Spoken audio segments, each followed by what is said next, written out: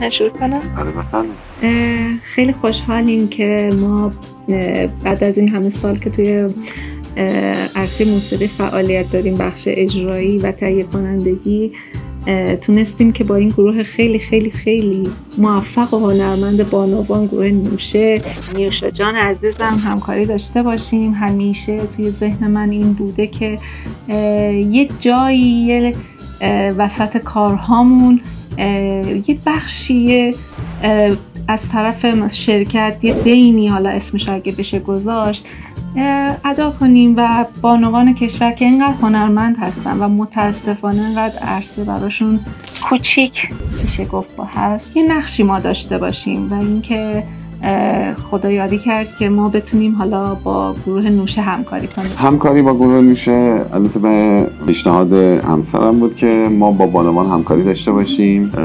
حالا اتفاقای خیلی خوبی افتاده تا اینجا، از این به بعدش هم خیلی اتفاقای بهتری میفته، چون یه گروه بسیار بسیار خوبی هستن. از تعریفایی که برای من میکنن همسرم اینو متوجه شدم. نمیتونم ببینم. بله، اینو متوجه شدم که خیلی گروه خوبی هستن و در آینده اتفاقای بهتری بیفته، بتونیم تو شهرستانا کنسرتاشون رو داشته باشیم و اینکه همینطور که همسرم گفتن ما بتونیم این گروه رو توی بقیه شهرهای ایران هم داشته باشیم، چون فضای کنسرت ویژه بانوان یه فضاییه که فقط باید تجربهش رو بریم. واقعا من دوست دارم خانم‌های شهرهای دیگه توی شهرستان‌ها این شانس رو داشته باشن که بتونن این برنامه زیبا و هنرمندانه رو ببینن، چون واقعا ویژه و استثنائیه.